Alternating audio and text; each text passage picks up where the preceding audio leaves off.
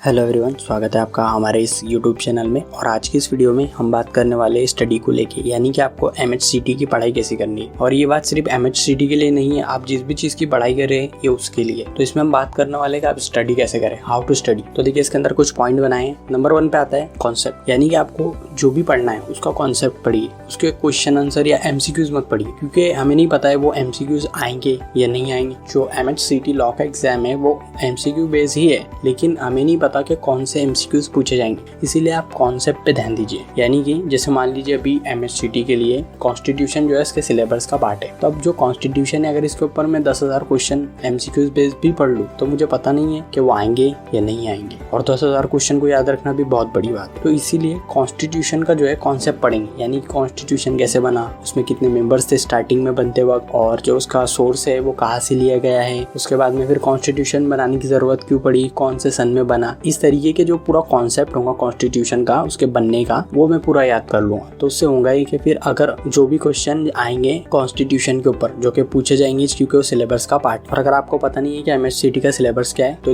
Description में playlist की link है, सारे के सारे जो है सब्जेक्ट का सिलेबस को डिटेल में एक्सप्लेन किया हुआ है, आप जाके देख सकते हैं। ठीक है, तो आते हैं पॉइंट के ऊपर। तो जब आप कॉन्सेप्ट पढ़ लेंगे तो आपको पता रहेगा कि मैंने कॉन्सेप्ट पढ़ा है, उसमें से जो भी पूछा जाएगा आप उसका आंसर दे सकते हो। तो इसीलिए हमेशा फोकस जो है ना कॉन्सेप्ट पे रखो, यानी आपका कॉन्सेप्ट क्लियर होना चाहिए, ना कि एमसीक्यूज पढ़ने पे। आपको ये पता होना चाहिए कि उसमें पूछा क्या गया है। अगर आपको एक बार वो समझ में आ गया तो फिर आप जो है कोई भी एमसीक्यूज क्वेश्चन आ जाए आप उसे सॉल्व कर सकते हैं। अब आते हैं पॉइंट नंबर 2 के ऊपर, वो है मेक शॉर्ट नोट्स। जी हाँ, आप जो पढ़ रहे हैं उसके जो है शॉर्ट में नोट्स बना के रखिए, ताकि जब आप रिवीजन करें तो आप उन नोट्स को देख के आपको पूरा याद आ जाए कि हाँ मैंने ये बनाया था। डिटेल में नोट्स नहीं बनानी है, शॉर्ट में बनानी है, ताकि आपको पॉइंट याद रह सके। पॉइंट नंबर 3, आप जो भी पढ़ रहे हैं उसे रट्टा मार के मत पढ़िए, उसे समझ के पढ़िए, क्योंकि आप रट्टा मारोगे अभी याद हो जाएगा, लेकिन जब आप एग्जाम हॉल में बैठोगे तब दिमाग से निकल जाएगा क्या पढ़ा था, इसलिए समझ के पढ़िए। उसके बाद में चौथा और लास्ट लेकिन इंपॉर्टेंट पॉइंट है, अगर कोई चीज याद नहीं हो रही है तो उसे जबरदस्ती फोर्सफुली याद मत करो। यानी बहुत सारे टाइम होता है कि हम पढ़ने बैठे, पढ़ रहे हैं 2-3 घंटे से, लेकिन याद नहीं हो रहा है। उस टाइम में आपको क्या करना है, एक ब्रेक लेना है 15-20 मिनट, आधे घंटे, 1 घंटे का, उसके बाद पढ़ने बैठना है। क्योंकि आप अगर जबरदस्ती पढ़ोगे कि मुझे याद करना है, एग्जाम करीब है, तो जो है ये नहीं होगा।